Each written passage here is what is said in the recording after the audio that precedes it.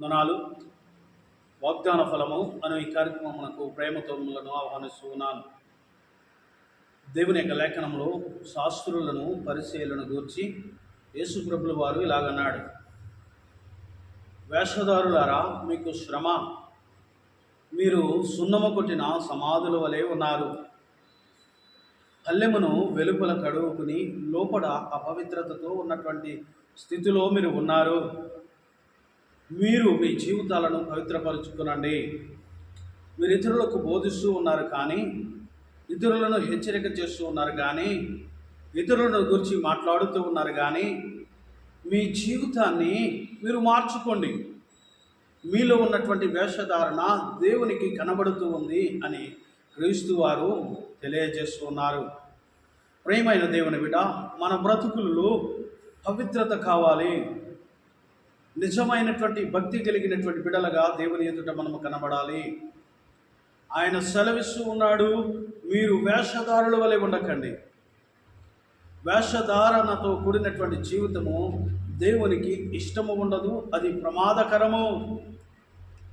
మనుషులను నువ్వు మోసము చేయవచ్చు కానీ ఆ పరమ తండ్రిని ఎప్పటికీ మోసము చేయలేవు. నీవు పైన ఏ రూపాన్ని కలిగి ఉన్నావు ఆయనకి కనబడుతూ ఉంది. హృదయంలో నీ మనస్సు ఏమిటో, నీ రూపము ఏమిటో, నీ వేషము ఏమిటో ఆయనకు తెలుసు. ఆయనకు మరుగనిది ఏదీ లేదని దేవుని లేఖనము సెలవిస్తూ ఉంది.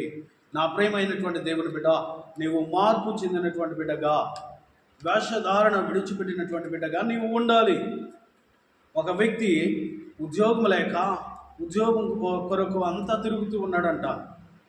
ఆ సమయంలో అతనికి ఎక్కడ ఉద్యోగం దొరకకపోయేసరికి ఒక సర్కస్ దగ్గరికి వెళ్ళాడంట. అక్కడ ఏదైనా ఒక ఉద్యోగం దొరుకుతుందేమో అని ఆ యజమాని దగ్గరకు వెళ్ళి అడిగితే, అయ్యా ఏదైనా ఒక ఉద్యోగం ఉందా అంటే అతడు చెప్పాడంట, ఏం ఉద్యోగాలు లేవయ్యా అని అన్నప్పుడు నిరుత్సాహంతో వెళ్ళిపోతూ ఉంటే ఆ యజమానుడికి బాధేసి, ఇట్రా నాన్న అని పిలిచి అతడు అన్నాడంట, మరి ఉద్యోగం లేదు కానీ ఒక వేషం వెయ్యాలి, అది వేస్తావా అని అడిగాడంట. సరేనయ్యా, ఏదో ఒక పని కావాలి, నేను ఖాళీగా ఉంటున్నానని చెప్పినప్పుడు అతడు అంటాడు, నీవు ఎలుగుబంటి వేషం వేస్తావా అని అడిగాడంట.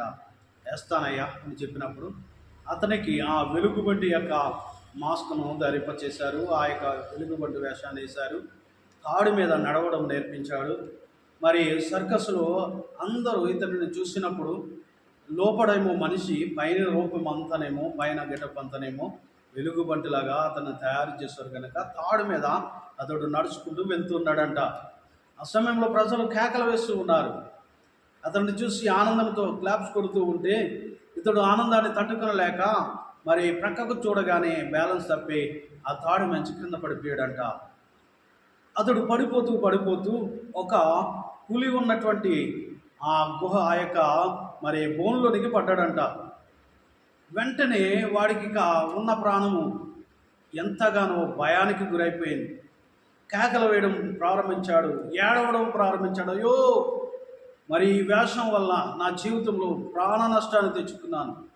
నేను ప్రజలను మోసం చేశాను కానీ నా జీవితాన్ని నేను మోసం చేసుకుంటున్నానని అనుకోలేదు అని అనుకుని బాధతో భయంతో కేకలు వేస్తున్నప్పుడు ఆ పులి ఇంకా దగ్గరకు వచ్చేస్తూ ఉందంట.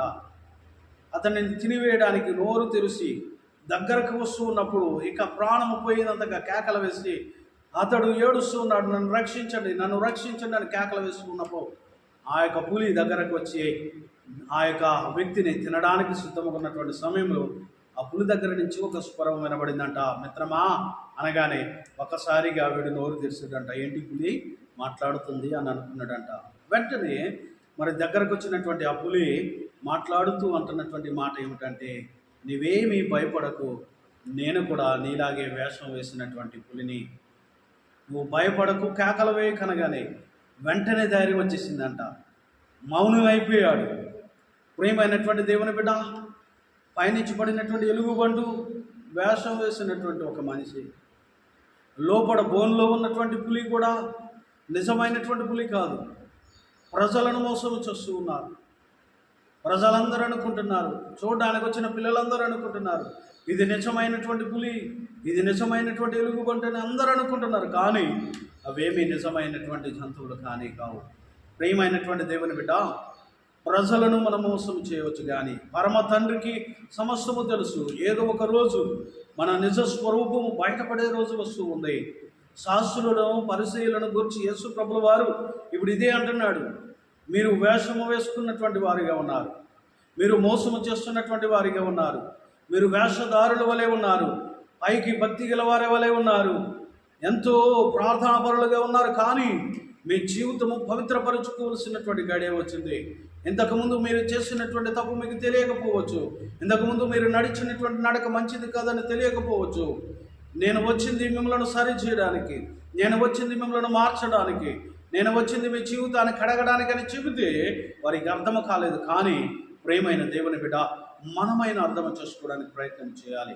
మన జీవితాన్ని మనం వెనుకకు తిరిగి చూసుకుంటే, మన జీవితాన్ని, మన యొక్క మాటలను, మన ప్రవర్తనను, మన యొక్క నడకను, మన జీవితంలో ఉన్నటువంటి మరి ప్రార్థన జీవితాన్ని మనం ఒకసారి వెనుకకు తిరిగి ఆలోచన చేసుకోవాలి. మనం మనుషులు కనబడేలాగా భక్తి చేయకండి, పవిత్రమైనటువంటి భక్తులుగా ఉండడానికి ప్రయత్నం చేద్దాం. దేవుడు మనకు తన దీవెన ఆశీర్వాదాలు ఇచ్చి మనల్ని బలపరుస్తాడు. అటువంటి ధన్యత దేవుడు మనకు దయచేయునుగాక. ఆమేన్.